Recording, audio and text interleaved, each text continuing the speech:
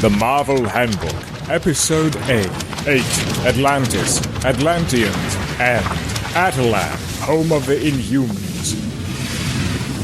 The Marvel Universe. Avengers, Black Panther, Black Widow, Colossus and Cyclops. the Crimson Dynamo, Daredevil. Doctor Strange, Fantastic Four, Galactus, Strider, Motorcycle Hero. oh, the Duck, the Human Torch, The Incredible Hulk. Bruce Banner. Invincible Girl.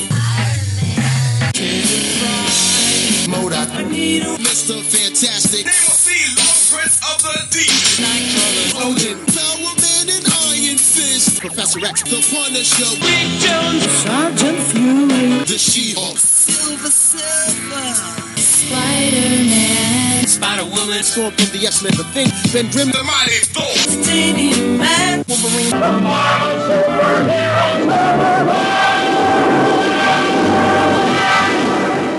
I am from the world beneath the sea that lies just outside your window. Know that I am Namor, ruler of the kingdom of Atlantis. The cool sea, home again. How the astringent waters of brine restore my courage and fill my heart with gladness. Would that these depths remained ever pure. Sentinels of Atlantis, salute your ruler.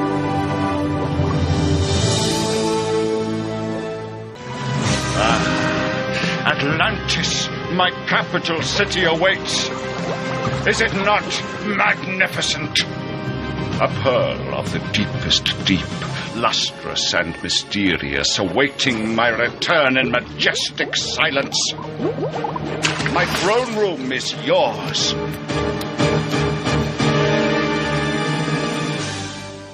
Hi, I'm Ruth, And I'm Darren. and we're of Rad Adventures Network. And we're here to talk to you about some Marvel characters that really interest us. Normally, you may hear us talking about Trekker over at Trekker Talk, Or you might be hearing us on Warlord Worlds talking about the works of Mike Grell. or Xenozoic Tales about the work of Mark Schultz.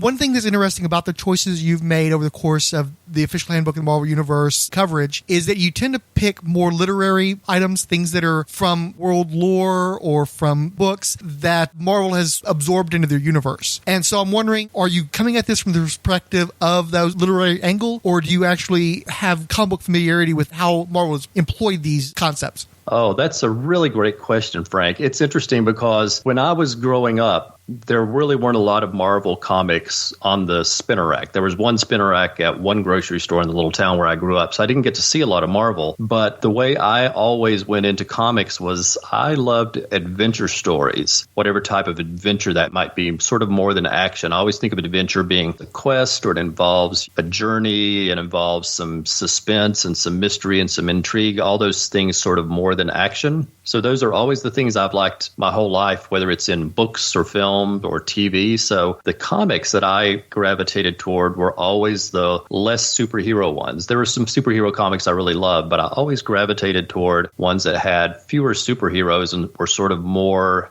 action-y or adventure-y. And I grew up loving gothic horror. So, for instance, Tomb of Dracula was always on my to-get list whenever I went to the grocery store. And I had a wonderful time. I appreciated how you sent out the choices in smaller batches. And I took the lead on choosing, looked them all up. Some of them I'd never heard of, never come across, to read a little bit about, and just sort of sent you the ones that seemed most appealing and interested from my point of view. Let's dive in on Atlantis. What can you tell me about the Lost Continent? I would say this one appeals to me because I love maps. So studying the layout of the world here of Atlantis was fun for me. And I'm always interested in stories that involve Atlantis, anything about Atlantis or undersea adventures. You know, let me see the electric eels and the sharks and the sea creatures. That's so exciting. Yeah, and I agree completely with Ruth. I love maps too. When you get to visit our house one of these days, when you come to Raleigh, I'm sure that'll work out eventually, you'll see maps on the walls. So we both love maps. And I'm just like Ruth. That's where the adventure story aspect comes in again. I always loved, whether it was a pirate story or Captain Nemo or Treasure Island, stories that were on the sea or under the sea were always interesting. And that's why I gravitated toward it. I was a fan of Aquaman because I would read comics with Aquaman when I was a kid. I had heard of Submariner, but I never saw a Submariner comic on the spinner rack at the little grocery store. So I'm sure I would have been picking it up and reading it if I'd just had the chance then, but I didn't make that connection, so I didn't fall for that character back then.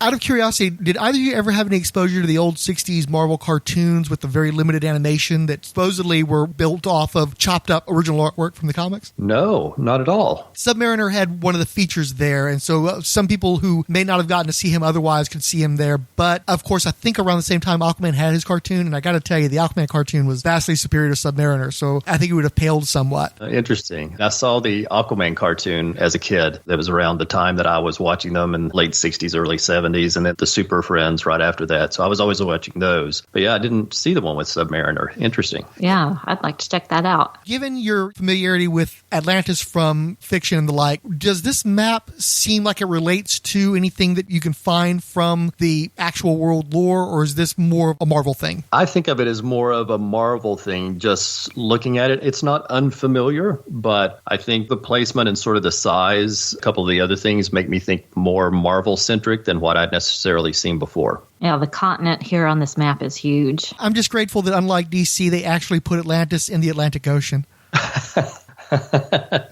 It works. I do notice that in the entry, there's a reference to King Kull, who I believe is from Robert E. Howard, correct? Oh, interesting. You know, I haven't read a lot of Robert E. Howard myself. I have a couple of friends who will probably cringe hearing me say that. Mark Schultz has illustrated so many of those books, but I haven't read them as much myself. So you probably know better than I do. While I've read some Conan in my day, I've had very little exposure to King Kull. It just is odd to me because Conan was so important to Marvel back in the 70s. It was one of the properties that saved Marvel from bankruptcy, from what I understand, that and Star Wars. And it's interesting to see Kull acknowledged in this book, but I'm not sure that they always had the rights to Kull, because my understanding is that the Robert E. Howard estate still owns most of that material. Am I mistaken in that, or do you know anything about that? No, I think you would be right about that, because, I mean, that's one of the things. His estate's really held on to everything. And it's interesting that you're mentioning that, because we heard some discussions about, it was an entire presentation on Conan at Marvel that we heard. Was that at Dragon Con just this past year, Ruth?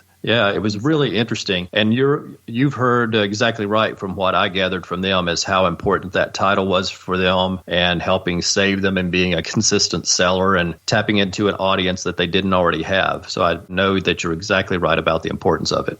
What works have you been exposed to that tie you into Atlantis? What areas of interest do you have from outside of Marvel Comics that brought you to want to talk about Atlantis? There were so many movies set around Jules Verne's 20,000 Leagues Under the Sea, and then going off onto underwater cities. Sometimes they were called Atlantis, sometimes they weren't. So I grew up on those. You know, Saturday and Sunday matinees were filled with those types of movies, and I loved every one of them, the good and the bad. I track them down whenever I can here as an adult so I can see them again. And then all the way up to, there was a fantastic BBC TV series just recently in the last 10 years. It was excellent. Yeah, about Atlantis. And it's interesting. They had a 5-year plan for the series, and sadly it only ran 2 seasons because they didn't get to the sinking of Atlantis yet. But it sort of starts, in the first episode it starts, I think, after Atlantis is already under the sea, and then it sort of goes back in time and starts coming forward. But it's something that we're always interested in and looking out for. And in reading this page about Atlantis and other things that I read online about the Marvel version of Atlantis, I was just really intrigued by some of the things like the magma pits and all that sort of stuff. I was like, oh man, this is great. I need to read more of this. It's interesting to me that of all the properties, Atlantis seems to be so foundational for both Marvel and DC. Probably less so DC because it's mostly centered on Aquaman. Aquaman's somewhat been isolated from most of his existence. However, by the 80s, with Arion and really trying to play up Atlantis' historical role later on in the decade when they got into the Atlantis Chronicles, the historical relevance of Atlantis to DC's overarching history. And then you look at Marvel, literally the very first Marvel character ever created was Namor the Submariner. And so Atlantis not only was a key part of their golden age, but of course when they revived Submariner early in the Fantastic Four run, that was the source of connection between the Marvel Age of Comics in the 1960s and the original Timely books through Namor and through the invasion of Atlantis. So it's just odd. Of all the places that could be relevant to the two biggest comic book universes, it's weird that Atlantis, of all concepts, was so important to both of them. I like that. It has such imagination and a fantasy element, so I love the connection. And it's a really nice perspective, too, that you put on it. It again, like I said, it makes me wish that as a kid I'd had the ability to be able to find these titles. Living in a little town of 2,000 people, I just didn't have the luck. But it's exactly what I would have loved reading. And I like you giving that perspective on how much more important it is to the Marvel world. And it is a shame that DC tended to sort of sideline Aquaman. I can remember being frustrated. Aquaman didn't always have his own title. So, he would turn up sometimes just in other books, in backup features or in Justice League or something like that. And I can remember as a kid reading comics when you'd have Superman or Batman out doing something in the ocean. And I'm like, why isn't this an Aquaman story? But you're right. They sidelined him too much, or they could have done more with Atlantis. But it is interesting, too, with the ascent of Aquaman, it doesn't seem like Marvel really knows what to do with Submariner and Atlantis, whereas DC is using him more and more, and of course he just made $1 billion at the movies, so suddenly Atlantis is extremely prominent within the DC universe, so it's almost like this one waxes and one wanes. Now I would say Atlantis is hugely important to DC, and really they have been focusing on their Atlantis since the 80s, and to a large degree, Marvel has paid as little attention as possible to Atlantis since the 80s, like a tide. That's a good way of looking at it, because you're right. Thanks to the success of that movie, and I think even starting all the way back with Jeff Johns taking over the Aquaman book back around 2011, he really gave the character some weight again, probably for the first time since you mentioned the Atlantis Chronicles, which is interesting. Everyone thinks of that as being a great Aquaman story, but really it's about everything up to Aquaman. Ends with his birth. It helped establish some weight to the character then that they followed through on for a little while before dropping it. But then Jeff Johns brought it back, and then that led right into this great movie, which it is a really spectacular movie. And you're right, DC's all on board with Atlantis now, because besides getting Aquaman 2, we're getting a sequel also based on The Trench that won't even have Aquaman in it. They're going out and trying to explore that any way they can. And it's a shame that Marvel, for a while, I was reading stuff in the trades that they were trying to get a Namor movie, but they just didn't seem to be able to pull together what they needed to in order to get ahead of DC. And now I think probably the timing isn't quite right for them to come up right now. I actually root for DC on this front, though, because I feel like Marvel has strategically tried to block DC by taking any similar IP and putting it out there to the fore as quickly as possible. Let's get our Thanos out there before they can get their dark side, that sort of thing. And I really feel like Atlantis is a place that DC can handle better. And I think that Atlantis and also Wonder Woman's Themyscira is showing DC what they do well. And it's funny because I think that the comic book publishers have always shied away from what DC does best. I think that they are actually better at mythology and lore and fables and not having such densely plotted cross-continuity. I think that the characters work better in isolation and maybe occasionally having a Super Friends type of thing where you just throw logic out the window. But I think it works better to let Aquaman go off and have his Atlantis and have his own remote adventures. It's something that hurt Aquaman in terms of his ability, as you pointed out, because of so many years where he didn't even have a book, because he worked better as a fantasy character. And now that we've seen in the movies, of course he works way better as a fantasy character. Everything about Atlantis is fantastical, and the more you try to veer away from that, the less you're tapping into its essential appeal. So I'm actually glad things worked out the way they did. I think that Atlantis is in a better place at DC and in DC's multimedia than they would be at Marvel anyway. You're preaching to the crowd here, Frank, on that. I agree with you completely. I think DC, their entire character lineup even seems made for sort of more fantastical, more mythological type stories, and I think they could do them well. And you're right, I think they shy away from them. I think they found some big success in some areas, and they're afraid to stray too far from them.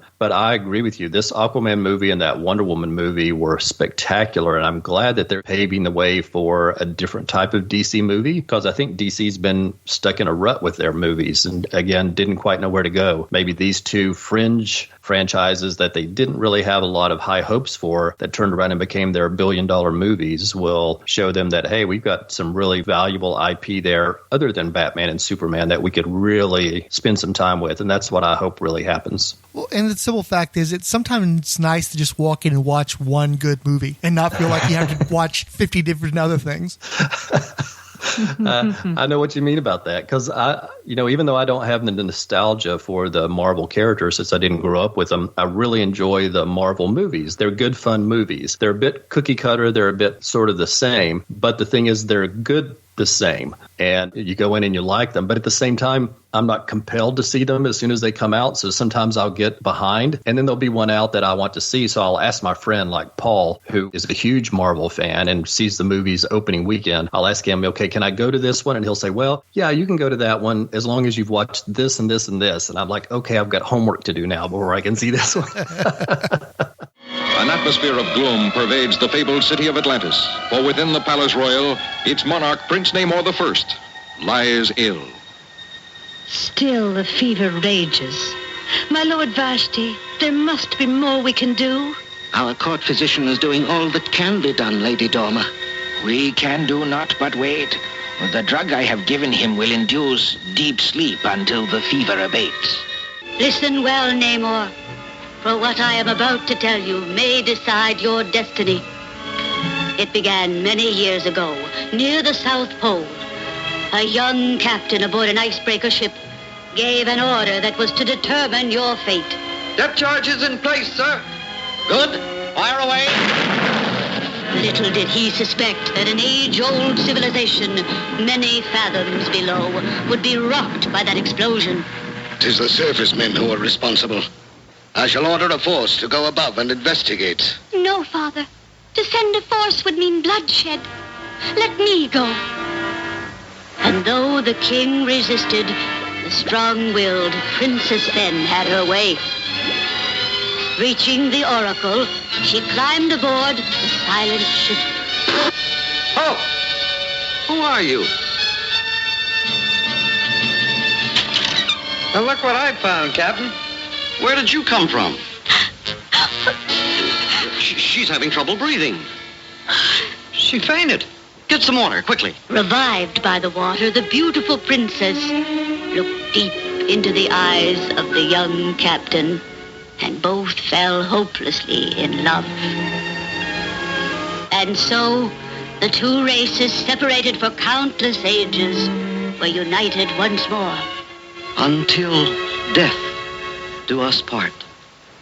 Weeks later, the king, concerned about his daughter's prolonged absence, dispatched a war party to rescue the princess. Captain, we're being attacked!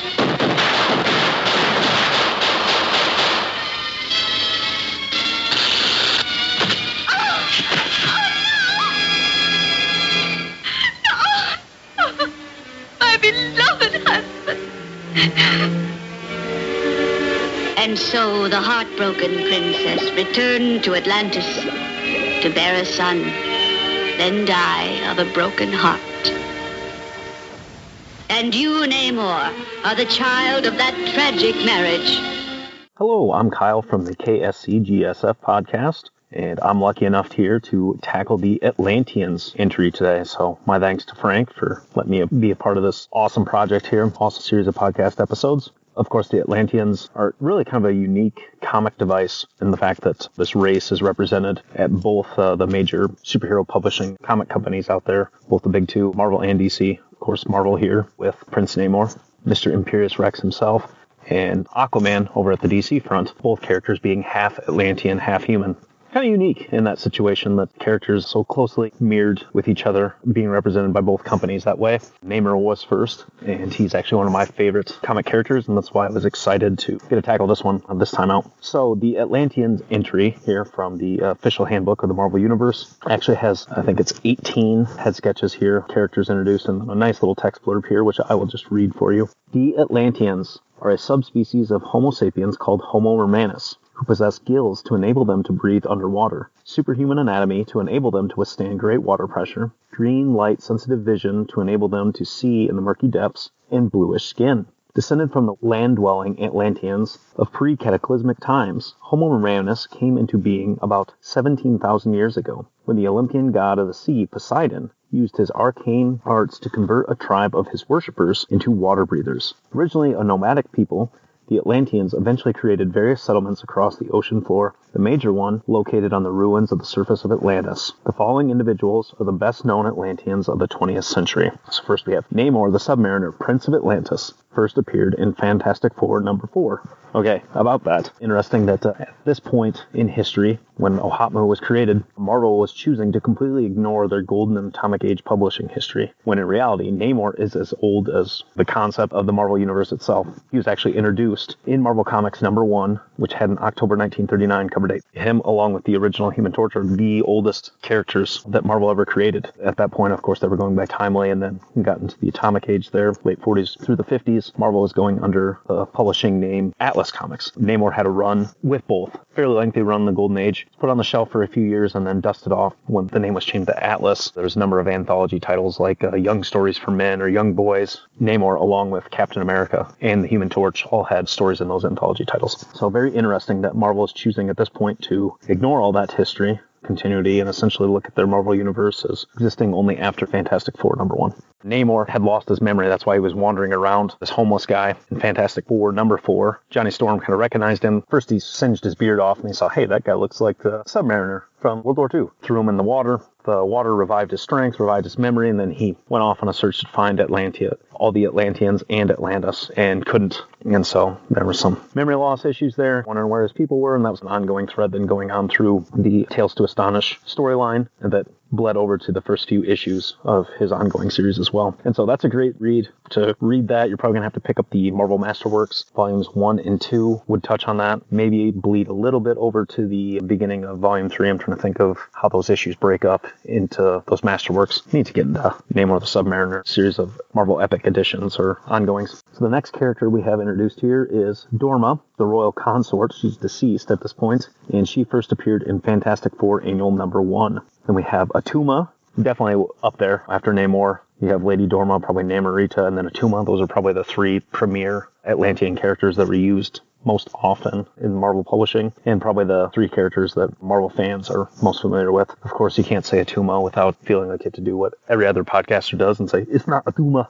But anyway, he is a barbarian usurper, and he made his first appearance in Fantastic Four number 33. Next, it's Byra. He's a cousin of Namor. He first appeared in Tales to Astonish number 90. You have Vashti. He's a vizier of Atlantis, so kind of like wizard. First appeared in Tales to Astonish number 71, which I believe was, that would have been just the second issue of Namor's run in Tales to Astonish. You have Namorita, cousin of Namor. She first appeared in Submariner number 50. You have Krang, the warlord of Atlantis. He first appeared in Fantastic Four Annual number 1. Tyrak, Krang's lieutenant. He first appeared in Avengers number 156. Seth, an advisor to Namor. He first appeared in Tales to Astonish number 98. Ichthon is a treacherous scientist who first appeared in Submariner number 7. Lord Vex, he's a barbarian with an eye patch. He first appeared in Submariner number 54. Cormac, he is the high priest of Atlantis. He first appeared in Submariner number 17. Thakos, who has an awesome Atlantean helmet here. So a couple of characters have had awesome Atlantean helmets. Of course, you have Atuma's really goofy one, and then Vera, Tyrak, Seth, and now Thakos all have kind of unique, definitely look Greek mythology-inspired helmets. Thakos is a warlord of Atlantis who first appeared in Submariner number 16, I believe that says. Text is kind of difficult to read. Coral, female character, pretty beautiful for a blue lady, I guess. She's a citizen of the realm of Atlantis, first appeared in Submariner number 56. Raman, kind of looks like a bearded wonder from the Kryptonian Council here. He's a gatekeeper of Atlantis. You're only a true Atlantean fan if you know who Raman is. Gatekeeper. First appeared in Submariner number 66. Then you have Arcus. He's a fairly common or popular Atlantean character. An Atlantean officer. First appeared in Submariner number 63. Maddox. He's an Atlantean elder statesman. First appeared in Submariner number 64. And then Volpan. He's an Atlantean technician. He first appeared in Submariner number 63. So as you can see, or I guess in this case here, most of these 17 supporting Atlantean characters outside of Namor were either introduced during Namor's run in Tales to Astonish, which began in issue number 70 and then ran through issue 102. At that point, issue 103 was renamed from Tales to Astonish to the second volume of Incredible Hulk and kept the numbering there. At that point then, there was kind of a one-shot that was the Submariner and Iron Man. Very disappointing. I finally got a chance to read that thanks to Marvel's digital offering, and thought for years that surely that had to have been this awesome crossover between Iron Man and Prince Namor. They had some Silver and Bronze Age crossovers. Those were some of my favorite. I love those Iron Man and Namor covers. Some of those are my favorite covers all time from Marvel Comics. Finally, when I got a chance to read that one digitally, I was like, oh yes, this has got to be an awesome adventure between these two characters. No, instead, they were both just split. It was essentially just a split book. They each had their solo adventures. And what was odd is the Iron Man adventure was actually happening at sea at that point. So it would have been like a natural, very easily hooked to bring Namor in at that point, continuing their ongoing stories that had come from the two anthology titles they were both coming from. Iron Man got kicked out of Tales of Suspense, which became the Cat book. It would have been a great crossover point there. They were both written by Roy Thomas, and that didn't happen. They were just two self-contained solo stories. They did not cross over at all, which was much to my chagrin. But then from there, after that one shot, they both got their own number one and ongoing series. Namor's then ran 72 issues. That started in 1968 and then ran through 1974. So between those two Tales to Astonish run and then his 72-issue solo series, most of the characters that we saw in this entry were introduced between those two runs. I guess other Atlantean stories, the ongoing Namor story that was going on as Tales to Astonish was finishing up, and he hopped over to Iron Man Submariner one-shot and then started his own book. Some other stories, there's the Atlantis Attacks story that ran through the 1989 Marvel Summer Annuals. It's a fairly entertaining story there.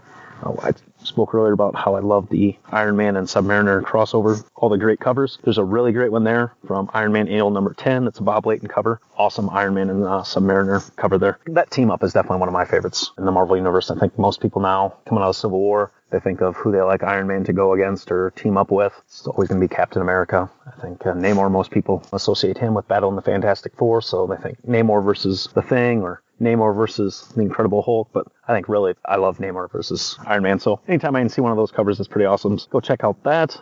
Atlantis Attacks Omnibus. There's probably like 5 of them sitting at your local comic store that they'd be happy to get rid of. So go do that. There's also the Atlantis Rising trade paperback. I believe that run was from the mid-90s, 94-ish. Maybe bled over into 1995, right before the Heroes Reborn initiative there. There was this Atlantis Rising crossover that ran through the ongoing Submariner series, Fantastic Four. I think those were bookended with initial issue and then kind of a closing issue, like an Alpha and Omega issue.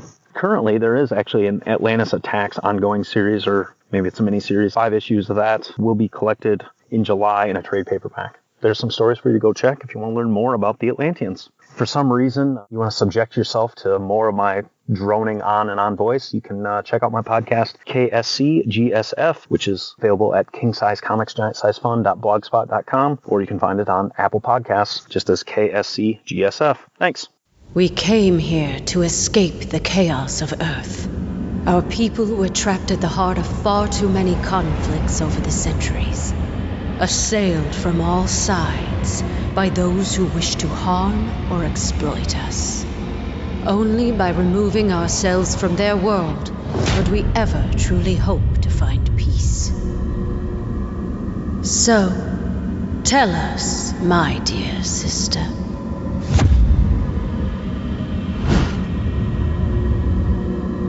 Why have you opened our doors to the same chaos we fought so hard to leave behind? No matter how we may try to cut ourselves off from our home planet, my queen, we still have friends and allies who need our help. Who are we to ignore their plight? We are Inhumans. As both humans and mutants alike have repeatedly reminded us, we stand alone. And unless your friends can convince the king otherwise, so do they. My name is Mark. I do a podcast on the Right On Network called Feathers and Foes. It is specifically and solely about the birds of prey. Movies, cartoons, comics. Right now we're in the middle of the 127 issue Volume 1 run, so it's an index show. And then on top of that, I'm just a huge fan of popular culture. I host a show called Nerd News Now on woodlandsonline.com. You can find that directly on thekingdomofgeekdom.com. We are also on Spotify under Woodlands Online Nerd News Now. I am very much an ignoramus when it comes to Inhumans. I know a lot of stuff actually from the multimedia, more than the comics, and a few individual select characters. What can you tell me about ATLAN, home of the Inhumans? The first thing I can tell you, Frank, is that I've heard it pronounced a myriad of ways. I went through some cartoons yesterday and today, and some video games as well, and the show Inhumans on ABC, the ill-fated show that we'll get to in a second. But sometimes I hear it pronounced ATLAN, and then sometimes I hear it pronounced ATTILAN, remembering the video games that I played, watching some cutscenes online, things like that. I watched recorded shows from the past, and they say it different ways. Yeah. To me, it's fine, however anyone wants to say it, and I'm saying that mostly just to excuse myself if I slip here and there. It was created thousands of years ago, and this of course is based on the 1983 entry in the handbook. Founded by King Myron approximately 7,000 years ago, the city of ATTILAN was built on an island in the northern Atlantic located about 200 miles southwest of Iceland. The Inhumans, as you may or may not know, are very advanced in technology. This city, wherever it may be, it's been in the mountains, it's been in the sky, it's been on the moon. Wherever it is usually shrouded. They have like a giant cloaking system. The Inhumans, if you don't know them from the comics, you might know them from Agents of S.H.I.E.L.D. because Agents of S.H.I.E.L.D. went hard into Inhumans. The main character became Daisy and then was ultimately Quake. She, throughout the course of that show, finds out she's an Inhuman, so she has all that interaction with there, and they introduce the Terrigen Mist, and they clearly show you that is poisonous to humans, and basically if you're not an Inhuman and you get hit by a Terrigen Mist, you get killed. If you are an Inhuman, you get some power, but you don't know what power it is till you've gone through this process. ATLAN is this royal city for the most part throughout the Marvel canon. Black Bolt is the ruler, Medusa is his queen, and then you have the other Inhumans, which I'm sure have their own individual entries within this thing. But as far as the city itself, it's just a prestigious looking city. It's almost like a PG version of King's Landing from Game of Thrones, or Game of Thrones light. There's a person as crazy as Cersei and Joffrey that lived there, and his name is Maximus, often referred to as Maximus the Mad. And the reason I bring these characters up and not talk more about just the city is because these personalities keep ATLAN on this high alert level, because Maximus, almost every storyline you see him in, whether it's TV show, whether it's video game, whether it's comic, he is trying to overthrow his brother. The story is old as time, right? ATLAN was created by Stan Lee and Jack Kirby, and Jack Kirby has a history of these royal families that he creates, and at the time, Marvel really wasn't digging on it. After their appearance in Fantastic Four, it kind of got buried as a backup story in Thor, and that was issues 146 through 153 way back in 67 and 68. Those are the Thor backups. You can find them in collected trades now, but what I found fascinating is ATLAN plays a huge role in those little backup stories, because there's even a story called Moving Day where Black Bolt has to enlist the help of another Kirby creation, the Eternals, and they move the city from where it was off the Atlantic coast somewhere in Fantastic Four during their first appearance in 45 through 48 way back in 65. They moved the whole city with the help of the Eternals to the Himalayas. This city has kind of moved around. Like I said, the origins, according to Marvel lore, were like 7,500 years ago. King Myron took the Inhumans from the Kree, and just to hit on this point real quick, the Kree created the Inhumans through experiments, got their freedom, took it under their own self to be really big into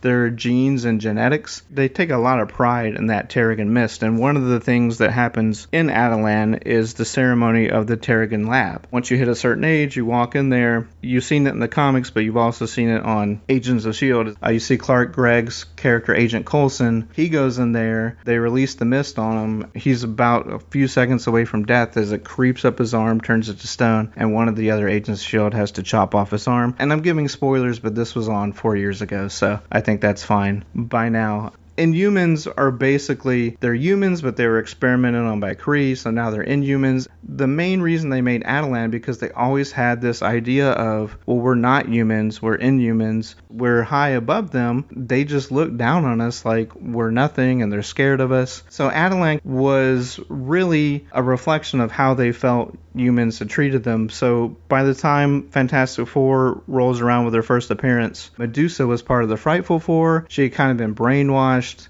The first family of Marvel was after her, but then when they realized that she was quote-unquote a good guy, Johnny Storm followed her around, made eyes at her sister Crystal, and then followed them into this grand refuge, as they call it, the Great Refuge, away from the humans, away from the strife. But what's ironic about that is, like, the more they stay in ATTILAN over the years, the more they fight. It's just a bunch of infighting, and it's always at the top with Maximus. Now, Frank, did you watch the Inhumans show on ABC? I did. I was actually trying to get it straight in my head because my recollection is that the actual city of ATTILAN was featured, I think, in the second season of Agents of S.H.I.E.L.D. And as you mentioned, that's when the agents went into this underground city, and that's where they first discovered Terrigen crystals. And as you said, that's when Phil Coulson was exposed. That's when Skye was exposed. My recollection is in the media, that was the end of ATTILAN because it was a totally different place from the refuge on the moon that was featured in the Inhumans TV show. Am I remembering that correctly? Well, one thing is they dropped it, but also I did not realize how many times throughout history ATTILAN has moved. Off the Atlantic coast in 65.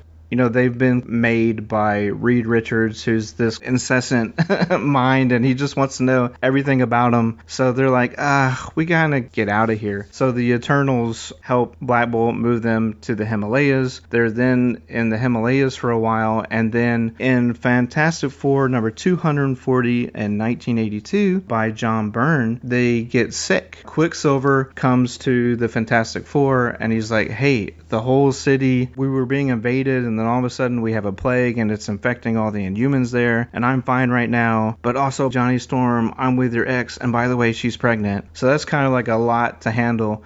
And you would think that a lot of people wouldn't help move their ex, but I guess since Johnny Storm was helping move his ex to the moon, maybe there's some people out there who would love to move their ex to the moon. I don't know.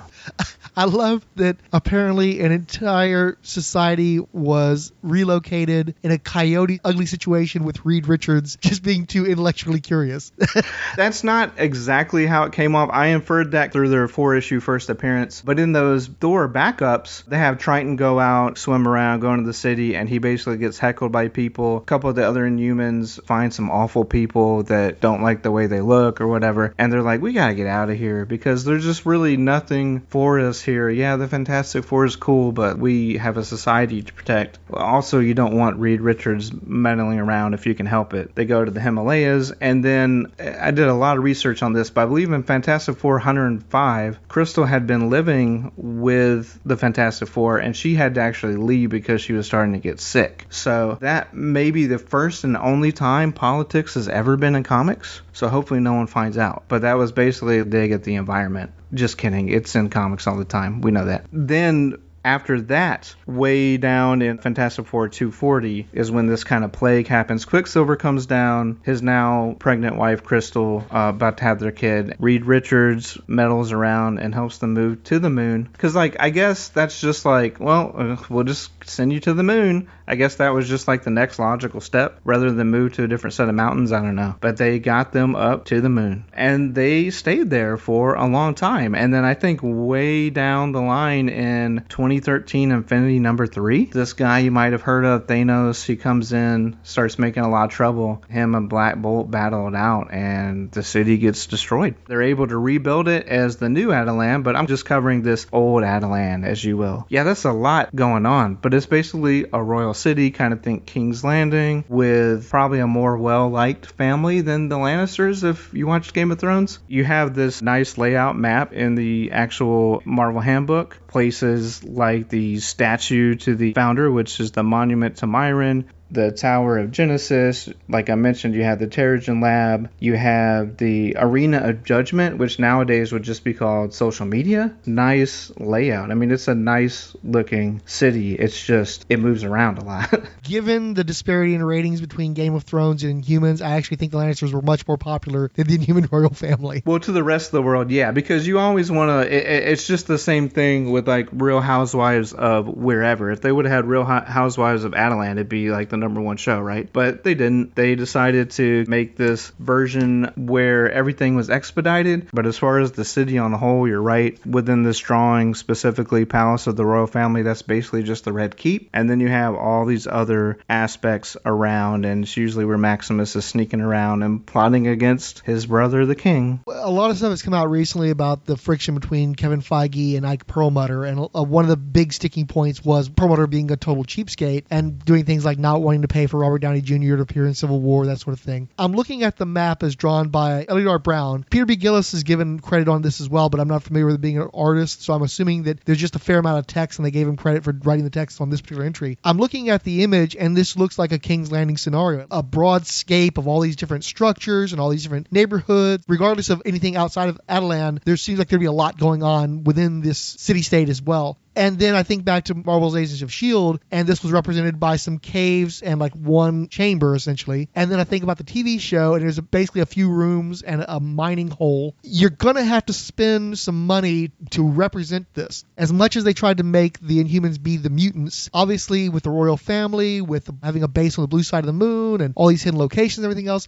it's much more fantastic than just a bunch of people in leather jackets doing special effects powers. You sold the Inhumans short. It was obviously Perlmutter's passion to make Inhuman happen, but he also wouldn't put the money into it to do so, and the results was a show like Inhumans, which I watched all the way through while washing dishes. The show I would put on because I knew I would not have to pay attention to it, but it does make me ache a little bit to see what this could have been, and I'm wondering if maybe what Eternals is going to be for Marvel, this could have been a really great fantasy scape. We've seen Asgard, we've seen Wakanda, the planet from Ragnarok, and it would have been so neat to have seen ATLAN portrayed in that manner and to get to see all these intrigues. With Disney Plus and everything else, I was really hoping I'd have the opportunity to watch the motion comic of the Paul Jenkins J. Lee series. I don't see myself going out and reading it, but I thought it'd been really cool to at least watch the show they made, that version of the show, and I couldn't find it anywhere. So it's frustrating. As much as Marvel wanted to make ATLAN happen, something as simple as giving me access to the motion comic without having to like go buy a physical copy. You know, it's 2020. We don't do that anymore. I think that as much desire as there was to put this over, I wish that a little bit more effort, a little bit more money had been put into that as well. I was kind of amazed doing research for this, just how much ATLAN has come up in other media. Disney Plus has the Fantastic Four cartoon from 1994, and there is a 3-part series as episodes 15 through 17, and that's how it's listed on Disney Plus, and may have aired differently according to IMDb or whatever, but it was just called The Inhuman Saga, parts 1 through 3. There's a lot of ATLAN either references or Inhumans coming into play on a lot of these Disney XD shows, Avengers shows. These were big characters to Marvel, but for whatever reason, it just didn't resonate or translate. And I think a lot of that might have to do with, we know how bad the Fantastic Four movies were, or at least the last one. The first one was actually okay. It's the Rise of the Silver Surfer where Galactus is just a freaking giant cloud. That's the one I have problems with. What I'm realizing is the Inhumans in the comics go as the Fantastic Four go, or at least throughout the 90s. They're very tied to each other, and it's just like a family to family, and they gain their trust. Say you can have Reed Richards like being super jealous of their technology all the time, things like that. And I just think that dynamic works. If we ever get to the point where Fantastic Four works, like we all hope and think that it should, I think that Inhumans could definitely make a comeback, and I think ATLAN could be a really good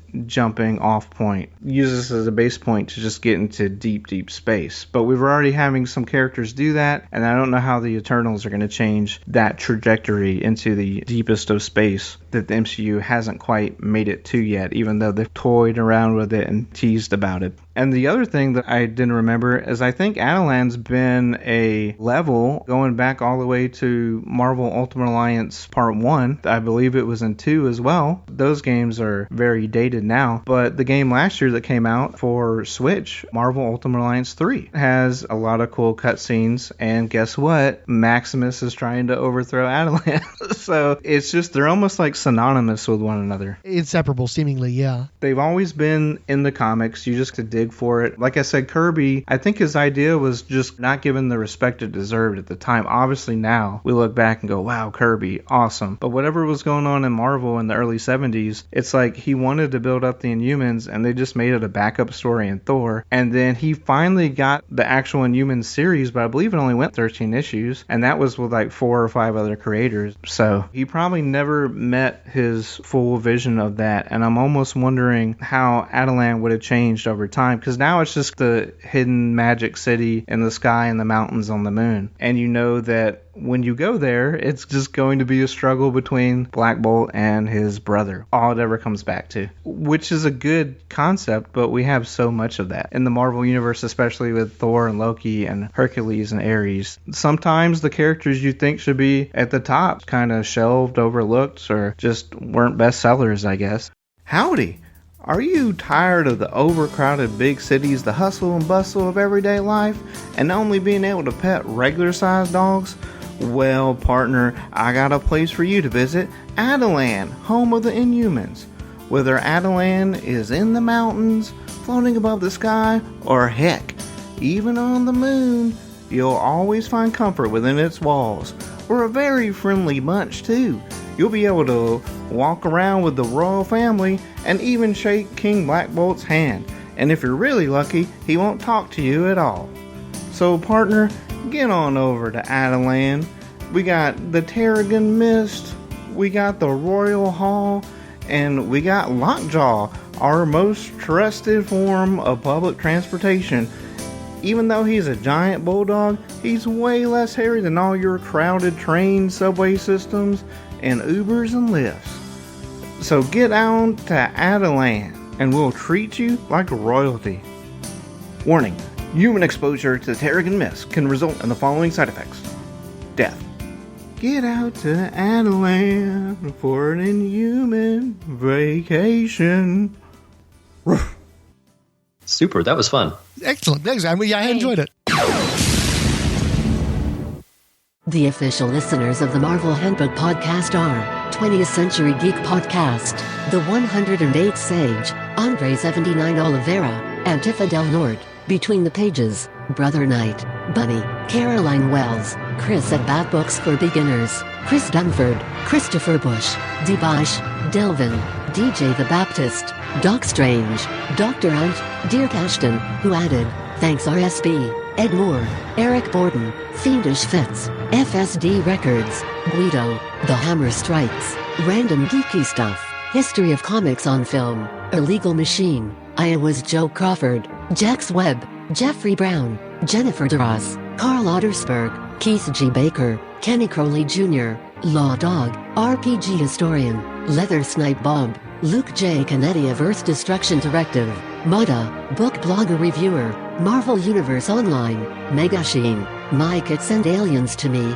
who tweeted, Niece, gives me something great to listen to when working. The Asgardians really went all out on the headwear, and you have to respect that level of commitment. Negro Justice League, Odell Abner Dracula, who added, I can also endorse the Dimensions the Ark and Remender's Cap, Onward to Rad Adventures, Randy Caldwell, Resurrections, an Adam Warlock and Thanos podcast, Robot Kraken podcast, Ryan Daly is Socially Distant, Secret Wars and Beyond podcast, Stockboard Super, Warlord Worlds, Wonder Woman, Warrior for Peace podcast, and ZP International. All characters and concepts appearing in the official handbook of the Marvel Universe and the distinct likenesses thereof are the trademark and copyright of Marvel Entertainment, LLC, a subsidiary of the Walt Disney Company. This has been a not-for-profit fan production from rolledspinepodcasts, with any copyrighted materials presented herein presumed covered under fair use, with no infringement intended.